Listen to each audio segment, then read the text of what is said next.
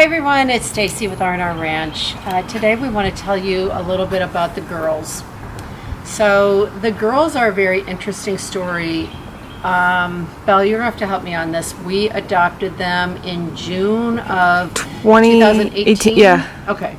So we've had them for 2 years.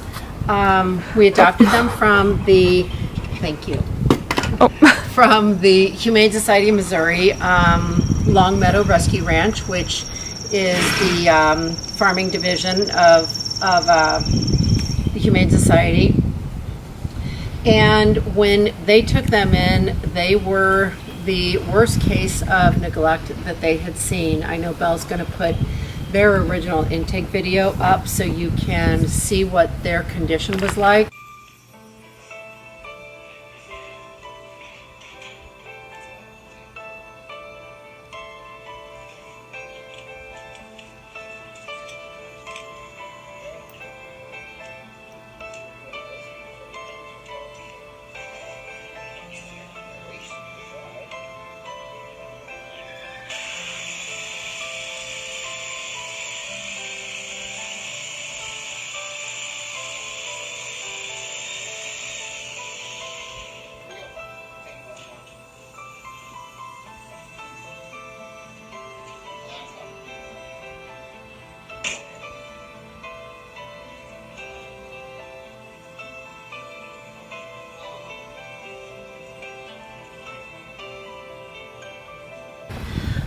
They are a classic example of somebody who thinks that once they get tired of either owning the horse or a horse can live in their own backyard, and as long as there's some grass or maybe a nearby pond around, that they're fine.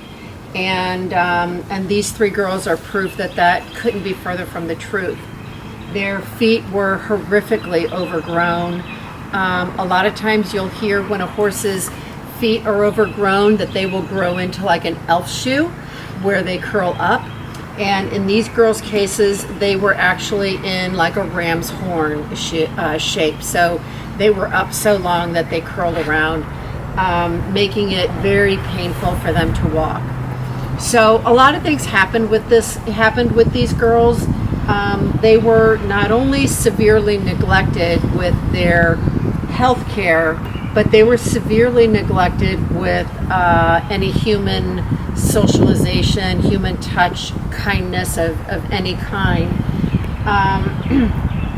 So when we got them, they were still very fearful of people, and incredibly fearful. And they lived in our garage, as we always quarantine a horse in our garage. They lived there for about 2 months. Yeah, a long time. They all started to pass back and forth, like a cold, a gross nose, back and forth, and a cough. And so it took a while for us to get that cleared up.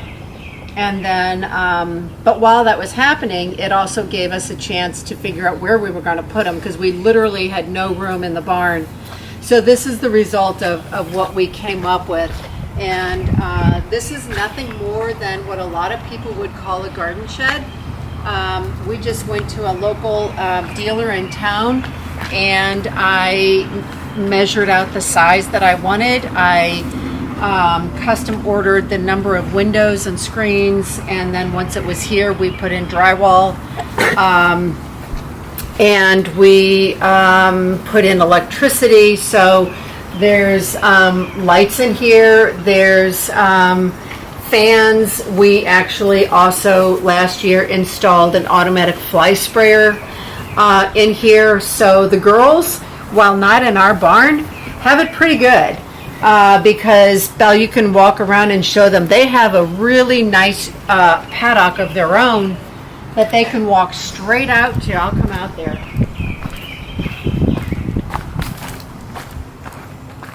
And you can see it's really beautifully shaded 24/7. They have the best spot in the barn. They do have the best spot in the barn, quite honestly. They've got the most place.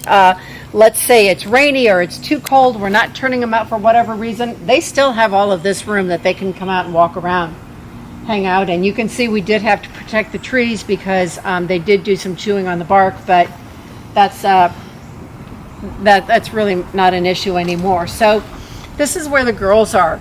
The girls are tough, and they've been tough since day one. They have been fearful to the touch. They have been threatening. They have been aggressive in some cases. Their biggest thing is a trust issue, and we are working with them. We try to work with them with lunging them to try to create that bonding experience with them. We take them for walks. We take them out to graze. Just anything that we can do to make them feel like we're the good guy and not the bad guy. We moved them into the barn. We moved them into the barn last summer. That was a big step for them, because once we put them in the barn, it gave them an opportunity to see us interact with all of the other horses. And that really, I think, kind of opened their eyes so that they could think, wow, they're hugging that horse. Wow, they're kissing this one. All of these situations that are just kind of a day-to-day interaction for us, they could witness. And it really, really helped that they were around all this activity. So they spent about a year in the barn, and then we started to slowly acclimate them and introduce them to the horses outside. I always joke because these girls were rough, and I will just say right now, all of my kids went to public school. But when you would put these girls next to our horses, it was like public school versus private school, and there was going to be a brawl, because these girls were not having any of it. They didn't want to be friends. They were fighters, they were kickers, and they were not going to come around. So we had to pull back on the introductions. We had to let them kind of decompress a little bit more. They have these massive chips on their shoulders, and it does not come off easily or right away. And in their case, it is a very slow progression of kind of letting go of their past and breathing in their new life and their new world. So we've had to kind of, pivot, turn, and adjust the way we work with them. So we took them, we pulled back on introducing them to the herd. And then, I don't know, maybe months later, we tried it again. And you can go back onto our page. You can see how Poppy really tried to She came out guns a-blazing. rule the roost. So you guys, there's always a boss in every group of horses, and Poppy's the boss of these three girls. She wanted to be the boss when she went out into the herd, and she made no bones about it. So, if you can bear, it's not bad at all, but it shows you normal horse interaction. Poppy came out, like Belle said, guns a-blazing. She met Lucy and Betsy. They did nothing to her. She turned around and kicked him, as much as she could. And they didn't retaliate. They were like, what the heck? We've never been kicked in our lives. And then she met Miss Mackenzie. Miss Mackenzie did nothing. And Sherman, who lives with Miss Mackenzie, came running over as if to protect her, and the two of them kind of had a thing. So you'll see how Sherman, who has never been an aggressive horse or a dominant horse, put her in her place. The whole shootout. He was like, "You're not messing with my herd." No, totally. The whole shootout took minutes. 1 minute and 2 minutes. I mean, it was done. Yeah. He was like, kicked her into tomorrow until she learned, okay, I'm not in charge. I can't behave like that. And then we shot video just, oh my gosh, days later of her and Sherman scratching each other's backs. So it's a fact of life that horses have to establish their role in the herd. Poppy learned. I'm not in charge. That's a great thing for her to learn. Unfortunately, we don't have enough groups. We don't actually want to, we would be turning horses out 24/7 if we kept these little tiny micro groups to keep everybody separate. So I don't want to say it's sink or swim, but they have to learn where their place is. Millie and Toasty stayed together. We put them in the lower paddock, and We needed to separate Poppy and Millie. yeah, Poppy and Millie. Poppy, it is believed that Millie is Poppy's baby. And so Whatever whatever Poppy spooks at, Millie spooks Yeah. at. Whatever Poppy wants to fight, Millie wants to fight. If Hands up. Poppy runs away, Millie runs away. So Poppy, they whatever needed to Poppy separate. does, Millie is her little shadow. We had to separate that. We had to give Millie some independence, learn on your own, be your own horse. We put her and Toasty in the lower paddock, and unfortunately, the two of them are mostly swimming the pond together. I will say that Toasty has handsome. Come on, handsome. Oh, not handsome. Toasty. Where's he going? He's just exploring. Toasty has no problem being with other horses. She is the most mild mannered with the other horses. Not a problem. Millie's been fine with the other horses. Yep.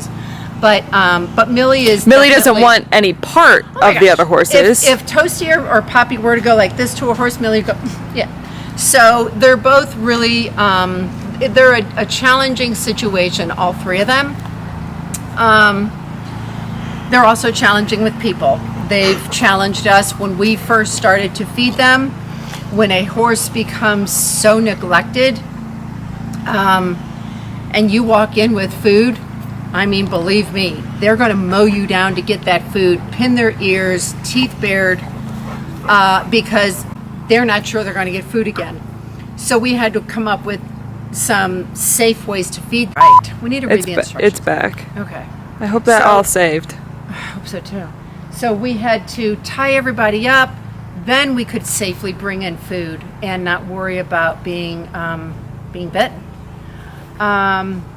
So the girls are a challenge. They continue to be a challenge, but we are making progress. That's for sure. When you couldn't even touch them, you couldn't safely be with them. We had to drug them to get their feet done, We had to drug them for 18 months Yeah. to get their feet done. They would. and now they're fine. Now they get their feet done without being drugged. Sedated, basically, is what it is. So, you know what? They're making progress. They're going to become better all the time. They're still not what I would consider safe horses. We don't tend to let people interact with them because we can't trust them. But they are becoming more balanced in their mind. They are happier than they have ever been. And it's going to get better. They're going to get happier, and they're going to be a more well-balanced horse, and that's the girls. You can see who's who in here. So over in the far corner, the chestnut and white little paint is Poppy, and then and Poppy is believed to be 10 years old. This is her baby Millie, who is 7 years old, and then we have Toasty over here, who is 6 years old. Toasty is by far the most aggressive towards people. She has this beautiful modeling of her coloring. She right changes now. 15 different colors throughout the she year. changes her hair changes all throughout the year. So like her coat's white. yeah, but it's ready to come off. So Yeah, she'll turn you can this see she's dark gray. kind of gorilla color. She's cute though in the process. Super cute, super cute. She looks like a little reindeer Yeah. when she's all fluffy. But she is the most aggressive. Millie is the one that is definitely the most fearful and mimics whatever Poppy does. Poppy is the one that we were the most afraid of to get, judging by comments that we had heard before we agreed to adopt them, because we looked into them very hard. They were not an easy decision to Okay. make about bringing them home. We knew that they were going to be baseline feral. We knew that they were going to be, I went out there twice while the farrier worked on them. I saw their behavior. I saw how difficult underscores how hard it was to watch them get They were terrible. their feet done. It was scary, and I thought, I can't do this. But so we did not make this decision lightly. We got permission to speak with the vet that had checked them, and so Poppy was indeed our biggest worry. She was a fast kicker, and it's new territory for us to bring in horses that are really kind of dangerous. But we thought, gosh, if we don't take them, who will. And so here they are, and they're all doing way better. And believe me, if we didn't have 24 horses, they would be heads and shoulders above where they are now. But it takes a lot of time, you guys, to spend with each horse, and they're getting there. They're definitely getting there.